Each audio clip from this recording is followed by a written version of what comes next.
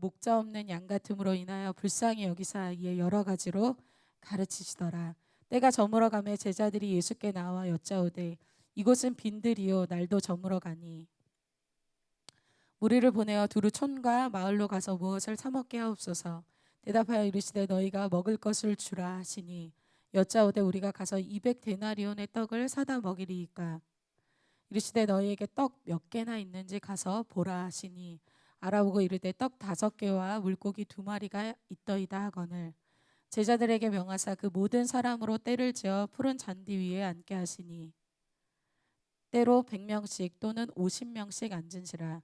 예수께서 떡 5개와 물고기 2마리를 가지사 하늘을 우러러 축사하시고 떡을 떼어 제자들에게 주어 사람들에게 나누어 주게 하시고 또 물고기 2마리도 모든 사람에게 나누시매 다 배불리 먹고 남은 떡 조각과 물고기를 12바구니에 차게 거두었으며 떡을 먹은 남자는 5,000명이었더라. 아멘. 오늘 말씀의 제목은 목자의 훈련입니다. 예수님이 여러 부류의 사람들을 부르셔서 또 제자로 부르시고 또 그들을 공동체로 훈련하셨습니다. 예수님이 그들에게 공동체를 이루셔서 훈련하신 것은 딱 한 가지라고 얘기할 수는 없겠지만 대부분의 훈련이 예수님이 그 시대의 목자였듯이 그들도 예수님이 떠난 이후에 목자가 되기를 예수님은 원하셨습니다. 그래서 예수님이 시키신 훈련이 목자 훈련이라고 할 수 있습니다. 그 목자 훈련은 이론이 아니라 어떻게 보면 이렇게 뭔가를 스터디하고 또 앉아서 탁상에서 테이블에서 공부하는 그것이 아니라 예수님은 필드에서 현장에서 그 실수하는 상황에서 실패하는 그 순간 바로 현장의 현장감이 아주 생생한 그곳에서 예수님이 제자들을 교육하시고 제자들을 훈련하셨습니다. 오늘 그 내용이 바로 그런 내용입니다. 오늘 말씀을 통해서 우리가 예수님의 이러한 어떤 목자의 훈련 속에 있는 목자의 어떤 관점, 또 목자의 이런 인격, 또 목자의 방법, 이것을 우리가 배우고자 합니다. 저도 여러분도 오늘 예수님에게서 배우는 시간이 될 것을 선포합니다. 그래서 우리 공동체가 목자 공동체가 되는 JCM 될 것을 선포합니다. 오늘 첫 번째로 볼 것은 예수님이 오늘 예수님의 관점을 제자들에게 보여주고 계십니다. 어떻게 보면 성경에서 제자인 우리들에게 예수님의 관점을 보여주시는 것이기도 합니다. 사람들이 대부분 유명한 사람들, 좀 내가 이야기하고 싶은 사람, 특별한 시간을 내서 이 사람하고는 정말 얘기하고 싶다라고 말하는 어떤 유명인들, 그런 사람들과 대화하고 싶은 대부분의 이유는 나와 비슷한 관점이 아니라 전혀 다른 차원의 뷰를 그들이 갖고 있기 때문에 유명인들과 대화를 하고 싶어 합니다. 그래서 내 차원에서는 전혀 알 수 없는 그 관점을 몇 마디 몇 분 안에 그 관점을 배우게 되기 때문이죠. 성경에서는 그런 내용이 굉장히 많이 나옵니다. 니고데모가 그 전에 자기가 알 수 없었던 뷰, 어떤 다른 차원의 관점, 어떻게 보면 뼈 때리는 정말 핵심적인 그런 관점을 예수님의 몇 마디로 깨닫게 돼요. 자기 교회 안에서 또 자기 친구들 안에서 자기 신앙 선배들한테 들어보지 못한 거듭남에 대해서 얘기를 들어보게 되죠. 정말 자기 인생과 자기 신앙을 바꿀 수 있는 핵심적인 내용을 몇 마디 대화 속에서 알게 됩니다. 그것이 바로 예수님의 아주 높은 차원의 관점이라고 말할 수 있겠죠. 그래서 오늘 예수님이 그 시대를 볼 때도 그 시대의 사람들을 볼 때도 우리가 갖고 있는 관점이 아니라 예수님의 뷰, 예수님의 관점을 오늘 성경에는 이렇게 얘기하고 있습니다. 34절에 이렇게 얘기하고 있어요. 예수께서 나오사 큰 무리를 보시고 그 목자 없는 양 같음으로 인하여 불쌍히 여기사 이에 여러 가지로 가르치시더라. 아주 큰 무리라고 했습니다. 여러분 이 이야기를 여러분들이 잘 아시는 분들은 딱 계산 나오죠. 오병이어의 기적에는 남자만 5천 명이었습니다. 여자까지 합치면 10,000명, 어린아이까지 있었다. 그러면 어마어마한 정말 큰 무리가 예수님 앞으로, 제자들 앞으로 오고 있었다라고 얘기해요. 근데 그것을 보면서 예수님이 다른 차원의 뷰, 관점을 얘기하시는데 이들이 목자가 없다라고 얘기하세요. 그럼 그 시대에 교회가 없었습니까? 그 시대에 성경 가르치는 성경 공부 모임이 없었을까요? 아니면 신앙의 선배들이 없었을까요? 아니요, 굉장히 많았습니다. 근데 예수님이 오늘 목자가 그 시대에 없다라고 얘기하시는 거예요. 우리는 반대로 생각하잖아요. 여러분, 우리 요즘 캠퍼스 개척하고 있는데 전도할 사람이 없다. 양들이 없다. 아, 이렇게 전도할 사람이 이렇게 없지? 나는 이렇게 목자들은 참 많은데, 동역자들은 많은데, 우리 땅 밟기 엄청 하는데 왜 이렇게 양들이 없지? 우리의 관점은 양이 없다는 거예요. 근데 예수님의 관점은 목자가 없다. 이 관점은 전혀 생각해 보지 못한 관점이에요. 그래서 예수님이 다른 복음서에서 추수할 곡식은 너무 많은데, 양떼는 너무 많은데 추수할 일꾼이 없다라고 얘기하시죠. 양의 특징 중에 하나가 양은 목자나 우두머리가 없으면 흩어지는 이 성격을 갖고 있습니다. 성향을 갖고 있어요. 근데 굉장히 특이한 것은 이 양이 자기 목자가 딱 나타나면 모여드는, 흩어졌다가도 확 모여드는 습성이 있대요. 근데 그 시대에 어떻게 보면 목자여야 할 바리새인과 서기관들에게 예수님이 너희가 맹인으로서 맹인을 인도해서 둘 다 구덩이에 빠지게 된다라고 설명하셨어요. 이 얘기는 무엇이냐? 양이 왜 목자가 필요한가? 양의 특징 중에 하나는 양은 눈이 어두워요. 목초지가 어디 있는지, 안전한 길이 어디 있는지 양들은 몰라요. 그런데 목자는 알아요. 목자는 양이 볼 수 없는 것을 보는 사람이죠. 그런데 종교인들은 양도 못 볼 뿐더러 자기도 못 보는 거예요. 그러니까 예수님이 안타까우셔서 너희도 맹인되고 너희가 그들을 이끄는데 둘 다 구덩이에 빠지니 너무 마음이 안타까우신 거죠.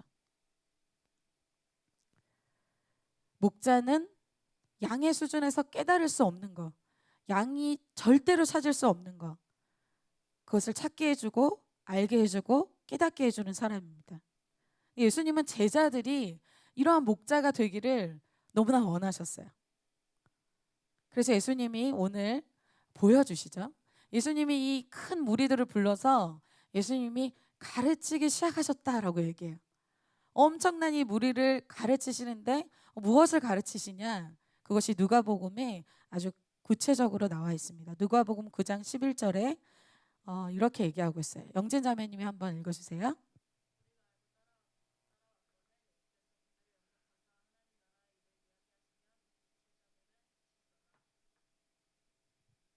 예수께서 그들을 영접해서 그들을 가르치기 시작하시는데 주님이 이 땅에서의 어떤 차원의 일이 아니라 이 땅에서 어떻게 하면 잘 살고 어떻게 하면 잘 먹고 그것이 아니라 하나님 나라의 일을 이야기하기 시작하셨어요.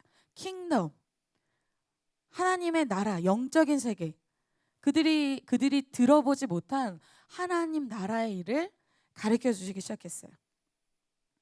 여러분, 많은 사람들이 지금 많은 양들, 많은 무리들이 지금 어디서 헤매이고 있습니까? 인터넷에서 헤매이고 있어요. 그럼 내가 궁금한 거, 나의 정체성, 나의 비전 어떻게 찾을까? 구글링, 네이버, 유튜브 그런 곳에서 찾아요. 거기서 나의 정체성을 찾고 나의 위로를 찾고 나의 비전을 거기서 막 검색해요. 그렇게 검색하다 보니까 미디어 안에, 그 네모 상자 안에, 그 핸드폰 안에, 그 노트북 안에, 그 어플 안에 갇혀서 미디어 안에서 표류하는 인생이, 방황하는 인생이 지금 시대의 양들의 모습입니다. 그 안에는 내 인생의 진정한 정체성과 하나님이 나를 얼마나 사랑하시는지, 하나님 나를 얼마나 가치 있게 여기시는지, 하나님 나를 향한 인생의 비전과 계획이 무엇인지 얘기해 줄 수 있는 곳이 없는데도 그곳에서 눈이 어두워서 자기의 궁금한 것들, 자기 인생의 고민들 거기서 찾기 시작해요. 답은 없죠.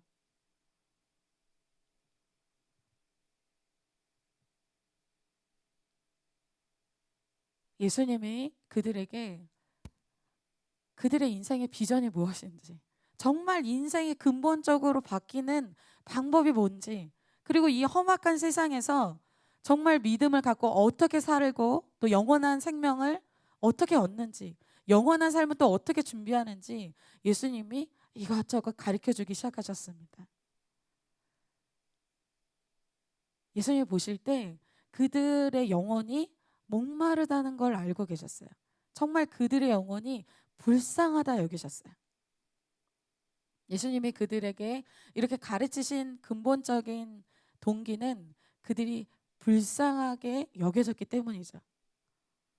근데 여러분, 반대인 경우는 어때요? 반대인 경우는 그들이 불쌍한 것이 아니라 그들이 부러운 것이죠. 아, 정말 인스타 보니까, 페북 보니까 너무 멋지게 살아요.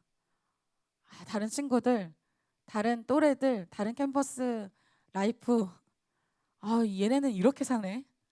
너무 부러운 거예요. 예수님은 그들을 불쌍하게 보시는데 나는 그들이 부럽고, 오히려 나의 공동체와 내가 믿는 예수님과 내가 알고 있는 천국과 지옥이 너무 부끄러운 거죠. 내가 이렇게 사는 게 맞는 것일까? 흔들리기 시작해요. 여러분, 그 관점이 나의 인생을 결정합니다. 오늘 본문이 마가복음 6장이에요. 그 6장 전체가 그것을 얘기해 주고 있어요. 예수님이 자기 자신의 동네에 가서 말씀을 전하기 시작하셨는데 사람들이 그 말씀이 너무 놀라운 건 인정해요. 근데 그들에게 무슨 관점이 있었다? 인간적인 관점이 있어요. 예수님을 볼 때 예수님이 요셉의 아들이 아니냐? 내가 그의 형제를 아는데 예수님을 보는데 완전히 다른 관점으로 봐요. 자기 눈앞에 자기의 인생을 바꿔줄 수 있으신 분이 눈앞에 아주 코앞에 있는데도 그 기회를 놓치는 거예요. 왜? 인간적인 기준들 때문에, 그 관점 때문에 자기에게 수많은 축복을 줄 수 있는 예수님을 발로 차버리는 거예요. 예수님이 문제가 아니라 자기의 눈이 바뀌지 않으면, 나의 관점이 바뀌지 않으면 예수님이 눈앞에 있어도 그 축복은 자기의 것이 되지 않습니다. 그래서 아무리 예수님이 나를 놀라운 말씀이 선포되는 교회에 있게 하셔도, 놀라운 치유가 임하는 공동체에 있게 하셔도 내 눈이 바뀌지 않으면 그 기회를 놓치게 된다는 거예요. 내가 오히려 예수님 부끄러워하고 복음 부끄러워하고 우리 공동체가 너무 부끄러운데 그들이 불쌍히 여겨지는 것이 아니라 내가 불쌍히 여겨지죠. 여러분, 저는 이런 관점을 가졌던 사람입니다. 예수님도 부끄럽고 천국 지옥 얘기하는 것도 너무 부끄럽고 이렇게 열심히 믿는 우리 믿음의 선배들도 부끄럽고 정말 부끄러워했어요. 왜 저렇게 될까? 나도 저렇게 살려고 하면 어떡하지? 저의 관점이 바뀌지 않으니까 그때는 주님이 저에게 주님의 일을 맡겨주시지 않았어요. 여러분, 가끔 그렇게 걱정하시는 분들이 있어요. 나 동역자 시키면 어떡하지? 나 선교사 나 순교하라 그러면 어떡하지? 여러분, 걱정하지 마세요. 주님이 안 맡기십니다. 저에게는 안 맡기시더라고요. 왜? 거룩한 것을 개에게 주시지 않습니다. 진주를 돼지에게 주시지 않죠. 가치 있는 것을 가치 있게 볼 수 있는 사람에게 주십니다. 그것을 아는 사람에게 맡기신다는 거죠. 훈련의 가치를 아는 사람에게 줍니다. 우리가 눈이 바뀔 때가 언제예요? 회개할 때입니다. 회개하니까, 제가 회개하고 나서 회개할 때 처음 딱 들었던 이 느낌이 무슨 느낌이었냐면요. 제가 이 모든 교회에 통틀어서 만약에 뭐 2,000명이 있으면 2,000명 중에 제일 벌레야. 내가 이 많은 성도님들 중에 내가 가장 극악하고 내가 가장, 죄송합니다, 쓰레기야. 정말 이런 생각이 들더라고요. 그리고 그동안 나를 참아왔던 선배들, 신앙의 이 선배님들, 또 신앙의 많은 분들이 막 떠오르기 시작했어요. 너무 부끄러워. 특별히 예수님에 대해서 부끄러워. 예수님 죄송해요. 제가 예수님 너무 부끄럽게 생각했어요. 예수님 복음을 부끄럽게 생각했고, 예수님 교회를 부끄럽게 생각했고, 예수님 공동체를 너무 부끄럽게 생각했어요. 뭐가 바뀐 거예요? 눈이 바뀌었어요. 무엇 때문에? 회개하니까. 회개하니까 나만 바뀌었는데 모든 게 바뀐 것 같았어요. 여러분, 베드로가 예수님한테 뻣뻣하게 있었잖아요. 근데 베드로가 회개하고 나자 예수님 앞에 아주 엎드려졌어요. 자기가 누구인 줄 알았어요. 사도 바울은 그 전에 예수님을 믿는 사람들 핍박하고 예수님에 대해서도 뭐 말할 것이 없죠. 근데 그가 눈에 비늘이 벗겨질 때 예수님이 정말 어떤 분이신지 알게 될 때, 예수님의 공동체가 얼마나 귀한 것인지 사도 바울이 예수님을 만나고 회개하니까 그의 눈에 비늘이 벗겨지면서 다르게 보이기 시작했어요. 그러니까 그가 나중에 무엇이라고 고백합니까? 예수님을 아는 그 지식이 가장 고상하다. 예수님을 아는 것이 최고의 지식이다. 여러분, 사도 바울은 탑의 영역에 있는 지식인 엘리트였어요. 근데 내가 알고 있는 그 모든 지식이 다 배설물 같다. 예수님을 모르는 그 지식은 다 아무것도 아니다. 다 쓰레기다. 이렇게 고백한 거예요. 그가 오바해서 얘기한 게 아니에요. 그러니까 누가 가장 불쌍해 보여요? 사도 바울이? 나처럼 모태신앙으로 교회 안에 있는데 예수님도 모르고 예수님 공동체 핍박하고 예수님의 가치를 모르면서 사는 사람들이 가장 불쌍해 보여요. 너무 안타까운 거예요.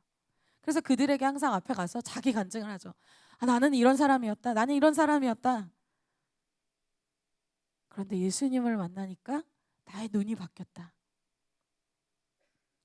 여러분, 회개할 때 우리는 예수님의 눈을 갖게 됩니다. 예수님이 이후에 승천하시고 제자들이 이후에 그 시대의 목자가 됐을 때, 그때는 이제 많은 훈련으로 제자들이 예수님의 눈을 갖게 됐어요. 그러자 제자들이 한 번은 베드로와 요한이 기도하러 올라갈 때 성전의 아름다운 문에 앉아 있는 나면서부터 걷지 못하는 사람이 구걸하고 있었어요. 걷지 못했으니까 구걸할 수밖에 없었겠죠. 돈을 달라고 베드로와 요한을 쳐다보고 있었어요. 베드로와 요한이 그때 그를 주목했다라고 얘기해요. 그를 쳐다본 것이죠. 그때 많은 사람들이 쳐다보면서 다른 많은 것을 생각했을 것입니다. 어떤 사람은 나중에 이제 베드로와 요한이 그렇게 대답하거든요. 은과 금은 내게 없거니와. 얘도 돈이 없지만 나도 돈이 없네. 너도 불쌍하고 나도 불쌍하다. 구걸하는 사람 보면서 자기 인생을 한탄하게 되죠. 참, 얘도 불쌍한데 내 인생도 불쌍하네. 그런 관점일 수도 있고 다른 여러 가지 생각을 할 수도 있겠죠. 근데 베드로와 요한이 예수님의 관점을 갖고 있었어요. 그가 돈을 요구했어요. 돈이 지금 자기의 인생에 필요하다고 생각했어요. 베드로가 그것을 보고 이런 선포를 합니다. 사도행전 3장 4절부터 6절에 이렇게 얘기하죠. 베드로가 요한과 더불어 주목하여 이르되 우리를 보라 하니 그가 그들에게 무엇을 얻을까요 바라보거늘 베드로가 이르되 은과 금은 내게 없거니와 내게 있는 이것을 내게 주노니 나사렛 예수 그리스도 이름으로 일어나 걸으라 하고.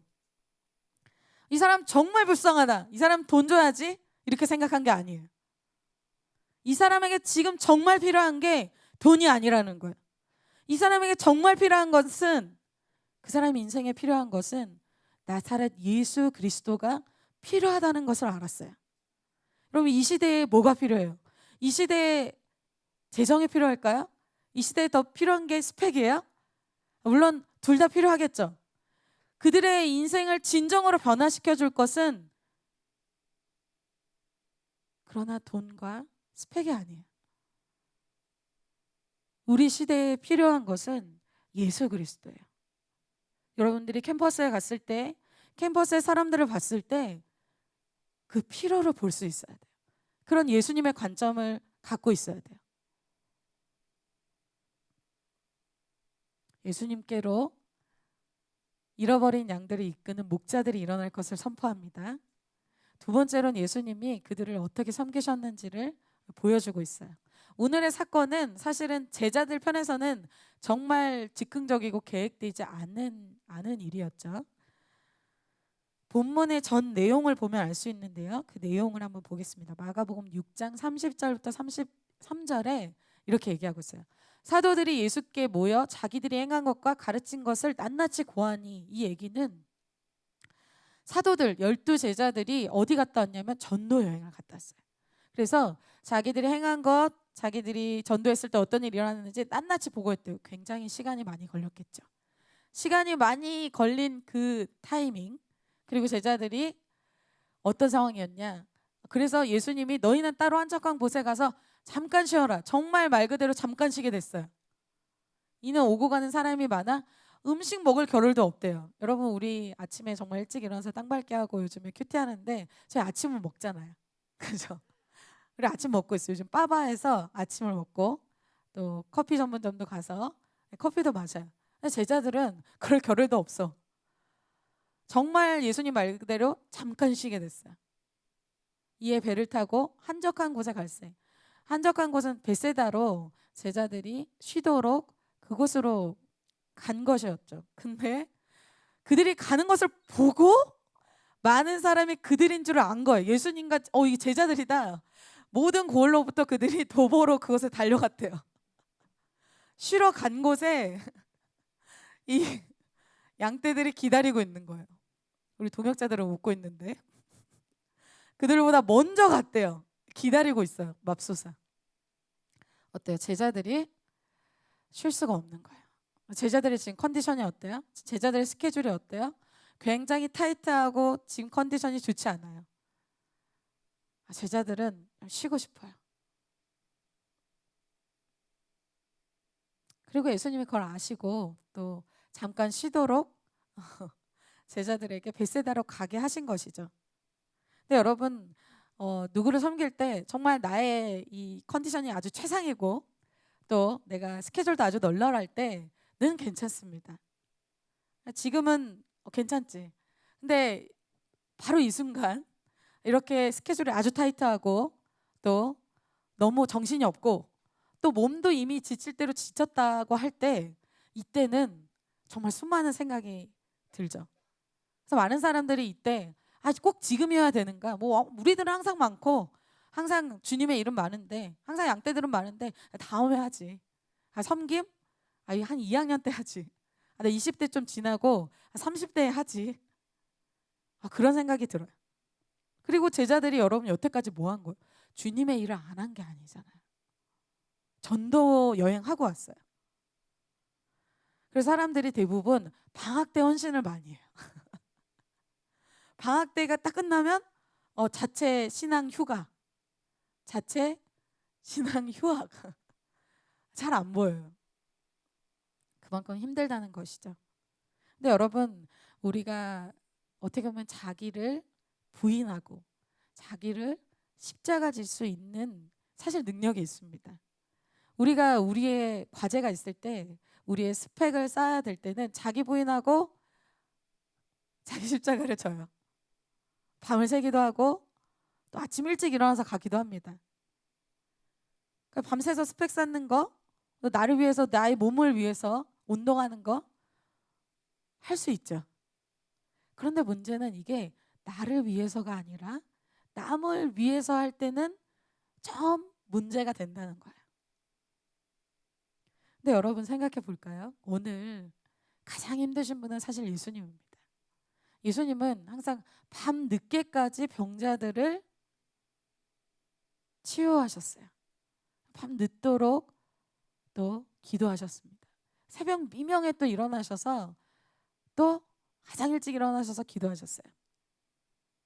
그리고 오늘 보면 예수님이 제자들을 데리고 이들에게 여러 가지로 가르치실 뿐만 아니라 아까 읽었는데 누가복음에 예수님 병든 자들까지 치유하셨어요. 제자들은 그냥 앉아 있었던 거예요. 말씀 전하고 병자 치유하고 이 모든 것을 예수님이 하셨어요. 예수님이 가장 십자가가 많아요. 근데 예수님이 어떻게 그렇게 하실 수 있었을까? 예수님이 제자들보다 더 어부들보다 목수여서 더 체력이 좋았을까? 예수님의 이 마음은 이것이 프로그램이나 어떤 일로서 하지 않고 그 무리를 사랑으로 했기 때문에 할 수 있는 것입니다. 여러분 누굴 사랑하면 어떻게 돼요? 헌신하게 돼요. 내가 손해봐도 돼요. 내가 시간을 손해볼 수도 있고 내가 물질을 손해볼 수도 있죠. 왜? 사랑하니까.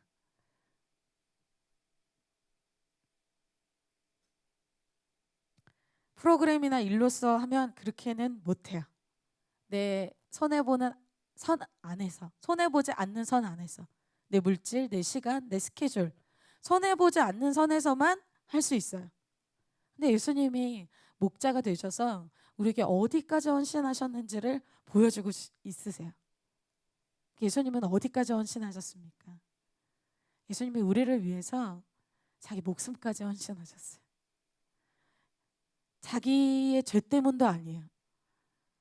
우리의 죄 때문에 예수님이 십자가 위에 기꺼이 자신이 대신 올라가셨어요. 예수님의 이런 사랑을 알면 여러분 이 사랑에 매료될 수밖에 없어요. 여러분 이 땅에서 온 우주에서 찾아보세요. 누가 나를 위해서 자신의 물질과 이렇게 자신의 시간과 자기의 청년의 때와 자신의 생명까지 누가 나를 위해서 이렇게 해줄 수 있겠어요? 그분이 누구인가? 바로 예수 그리스도라는 거예요. 여러분 이 예수 그리스도에게 홀릭되면 빠져나올 수가 없어요. 예수님께 중독되면 나올 수가 없어. 예수님을 아직 몰라서 여러분들이 아직 그 중독에 빠지지 않아서 몰라서 그러는 거예요. 오늘 예수님이 제자들에게 이것을 보여주십니다. 예수님의 섬김을 보여주고 계시죠. 네, 제자들 편에서는 자기 부인에서 예수님 말씀 전하고 또 병자 치유할 때까지 좀 참았어요. 제자들 편에서는 자기 부인을 그래도 한 거죠. 제자들이 이제 시간이 많이 지나고 심지어 이제는 저녁이 됐어요. 이제 드디어 끝났다. 제자들 편에서는 이제 좀 쉬어야지. 그래서 예수님에게 제자들이 이렇게 얘기하죠. 35절.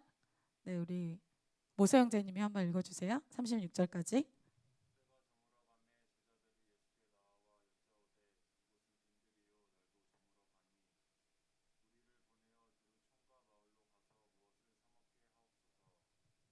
이걸 누가 얘기했는지 모르지만 뒤에서 제자들이 예스 얘기했겠죠. 너 이게 잘했어.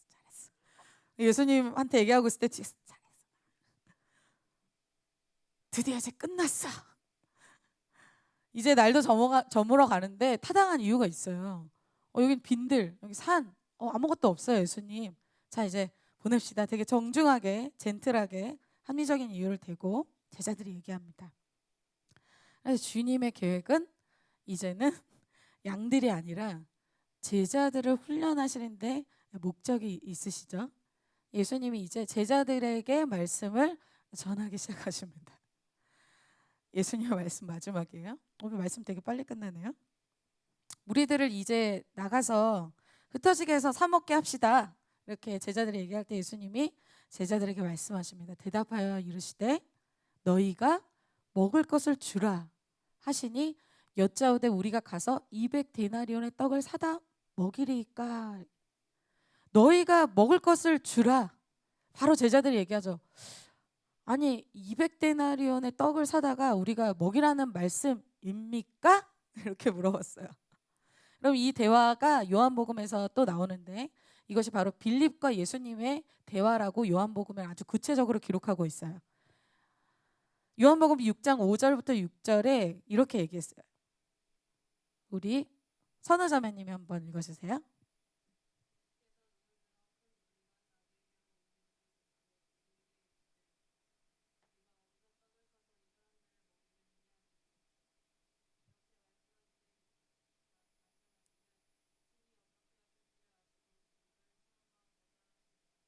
아멘. 큰 무리가 올 때 빌립에게 딱 예수님이 얘기했어요. 우리가 어디서 떡을 사서 이 사람들을 먹이겠느냐 이렇게 물어보셨어요. 빌립에게 얘기하셨다는 거예요. 아주 구체적으로는. 그걸 그렇게 하신 이유에 대해서 빌립을 테스트, 여기서는 여러분 템테이션이 아니에요.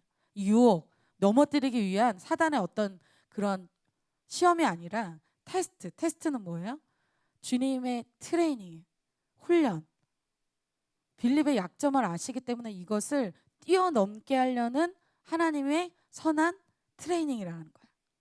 그래서 빌립에게 이것을 훈련하기 위해서 이 말씀을 주셨다라고 얘기하고 있어요. 왜? 빌립은 정말 계산이 빠른 사람이에요. 여러분, 저는 참 여기서 의아했던 것은, 자, 큰 무리가 막 이렇게 몰려올 때 사실 여기서 계산이 제일 빨라야 될 사람이 누굴까요? 세리 마태가 있었잖아요, 여러분. 우리에게 세리 마태. 여러분, 마태가 전공으로 치면은 세무학과, 회계학과 그런 사람인데 왜 여기서 이 마태를 얘기하시지 않고 갑자기 빌립에게 얘기하신 걸 보면 빌립이 평소에도 아주 계산적이고 계산이 빨랐던 사람이라는 것을 알 수가 있어요. 그러니까 한 번이 아니라 여러 번 이 빌립이 그런 행동을 보였다는 것이죠. 예수님이 이것을 훈련시켜주고 싶으셨어요. 빌립이 얼마나 이 능력이 탁월한지 이 무리들을 딱 보면 그냥 무리들이 딱 왔는데 쫙 계산이 돼요. 와, 저는 빌립이 참 놀라워요.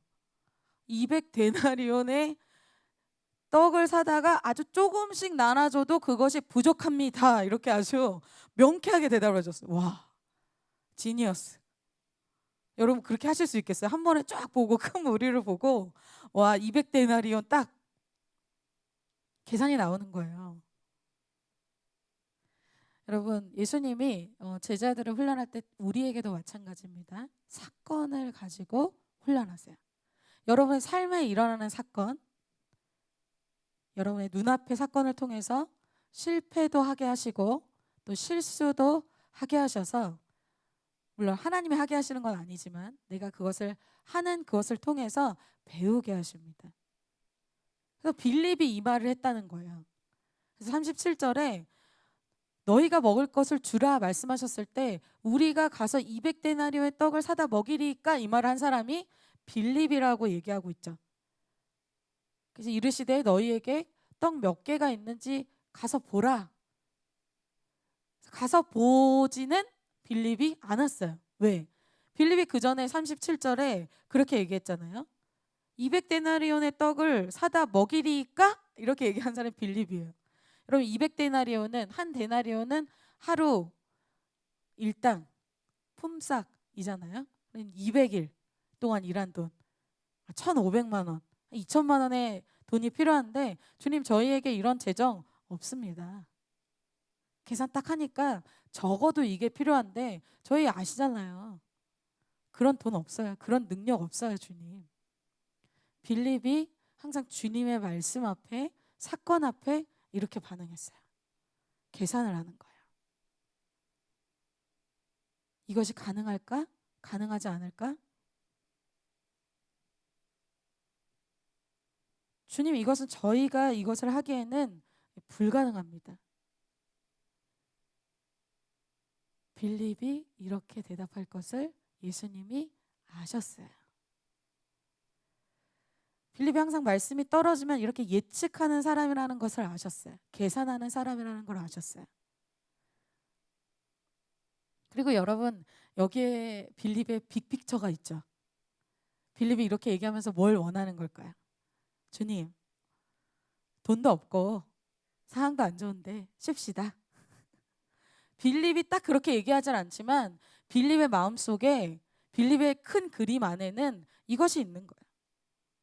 주님, 상황이 어쩔 수 없잖아요. 지금 안 돼요. 이미 결론을 냈어요. 어쩔 수 없어요. 주님이 가서 빵이 얼마나 있는지 찾아오라 이 말 들리지도 않아요. 여러분 양떼들이 목자들에게 자주 이럽니다.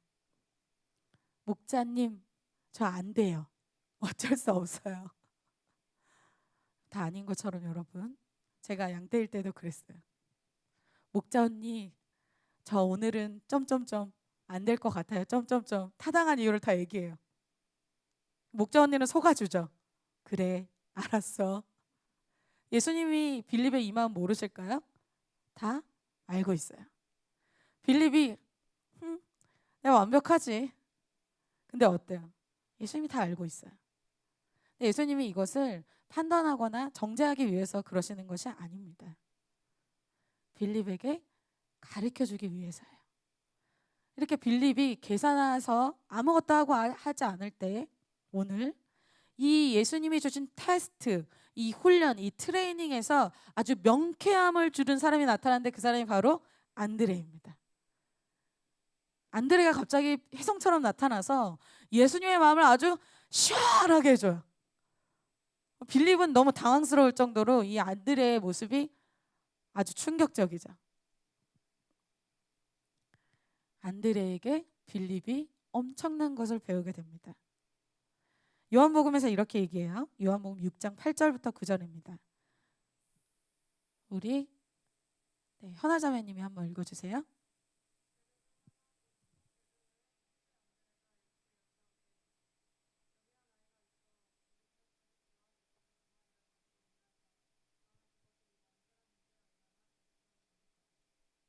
빌립이 계산하고 있는 사이에 안드레가 예수님 말씀을 듣자마자 달려가기 시작했어요.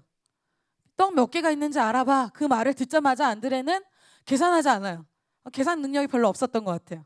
나 잘 모르겠는데 그냥 말씀 그렇게 선포됐으니까 그냥 하자. 그래서 막 달려가서 여러분 인원이 어마어마했어요. 안드레가 달려가서 막 다 알아보는 거예요. 혹시 떡 가지신 거 있나요? 떡 가지신 거 있나요? 물어보기 시작했어요. 빌립이 볼 때는 답답하죠. 계산 안 나오나? 왜 이렇게 미련해? 왜 저렇게 살아? 너무 초라해 보여.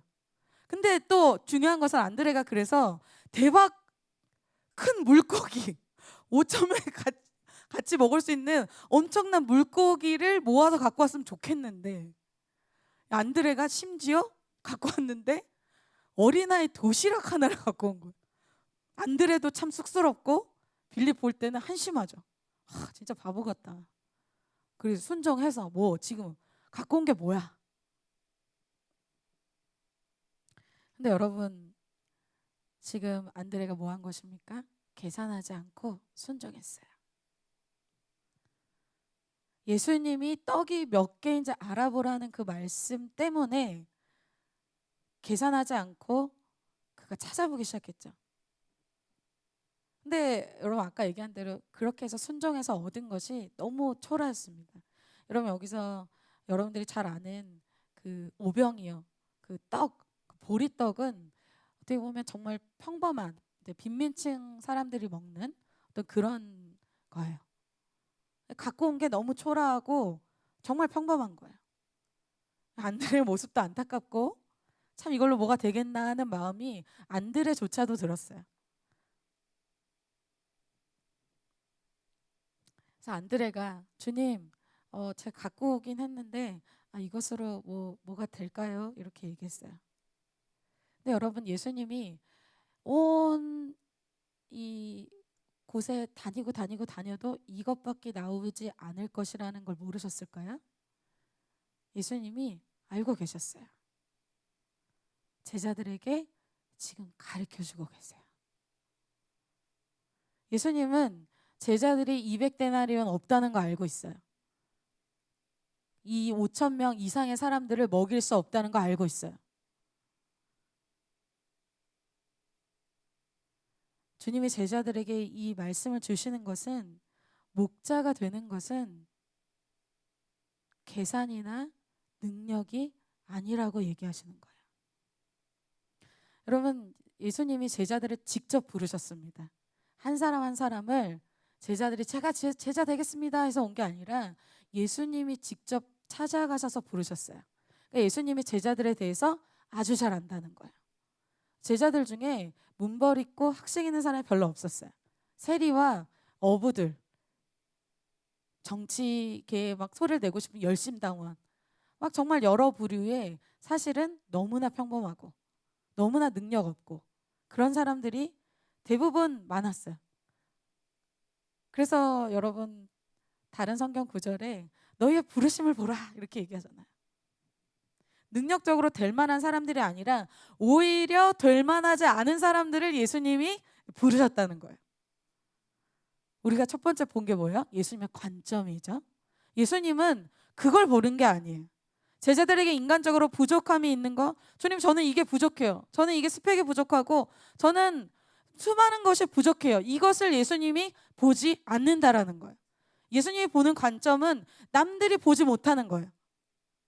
주님이 이들에게 능력을 보지 않았어요.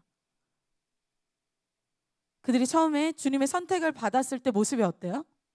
예수님의 말씀이 떨어지자마자 너는 나를 따르라 말씀하셨을 때 계산하지 않고 이에 즉시에 순종하는 그 순종을 보셨어요. 주님이 말씀하시면 내 인생 걸고 그 말씀이 이해가 되지 않아도 그 말씀 한마디에 내 인생을 거는 그 사람들이 바로 제자들이었다는 거예요. 말씀 한마디면 배와 금을 다 버려두고 내 모든 것을 걸어서 쫓을 만큼 그만큼 말씀에 생명을 거는 사람이 제자들이었다는 거예요. 그 계산하지 않고 순종하는 그 모습을 주님이 원하시고 또 그것 때문에 제자들을 부르신 거예요. 지금 빌립에게 갑자기, 안드레에게 갑자기, 또 이 어부와 세리인 제자들에게 갑자기 스펙을 요구하시는 게 아니에요. 능력을 요구하시는 게 아니에요. 계산을 요구하시는 게 아니에요.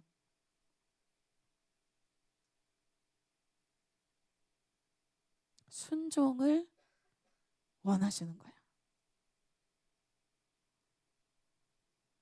두 번째는 안드레가 이렇게 할 수 있는 것은 능력은 없지만 어떻게 합니까? 예수님의 마음을 이 안드레는 알았어요. 안드레의 이 마음이 예수님의 마음인 것이죠. 안드레는 능력은 없어요. 나는 저 무리 보면서 계산할 능력이 없는데. 근데 그에게 뭐가 있냐면 예수님의 마음이 있어요. 여러분, 당위성 때문에 예수님 말씀이기 때문에 그냥 순종해서 이렇게 많이 알아볼 수 있습니까? 물론 그럴 수 있죠. 그런데 예수님의 마음을 가졌기 때문에 안드레가 움직일 수 있어요. 계산할 능력도 없고 수치를 따질 능력은 없는데 안드레의 마음에 핵심적으로 있는 것이 있어요. 영혼을 먹이고자 하는 마음이 있어요. 그들을 살리고 싶은 마음이 있어요. 나 한 사람이라도 다른 제자들 다 움직이지 않는데 나 한 사람이라도 움직여서 영혼들 먹이고 싶은 마음이 있어요. 주님 캠퍼스에 많은 사람 움직이지 않아도 주님 원하시면 제가 움직일게요. 제가 먹일게요. 제가 해볼게요. 그 마음이 안드레에게 있어요. 여러분, 안드레가 갖고 오는 정말 초라한 이 오병이요, 보리떡 5개와 물고기 2마리는 그 무엇을 얘기합니까? 제자들을 이야기합니다. 오병이와 같은 정말 평범하고 정말 보잘것없는 그러한 모습의 이 제자들, 그 제자들이 예수님의 뒤를 이어서 전 세계에 복음을 전할 그런 계승자들이라는 거예요. 근데 그런 오병이어를 받으셔서 주님이 어떤 일을 이루십니까? 41절에 이렇게 얘기하고 있어요. 예수께서 떡 5개와 물고기 2마리를 가지사, 예수님의 손에 그 5개와 오병이어가 들려졌을 때 그것을 축복하셨어요. 그러자 그들에게 모든 사람에게 나누셨어요. 42절에 다 배불리 먹었어요.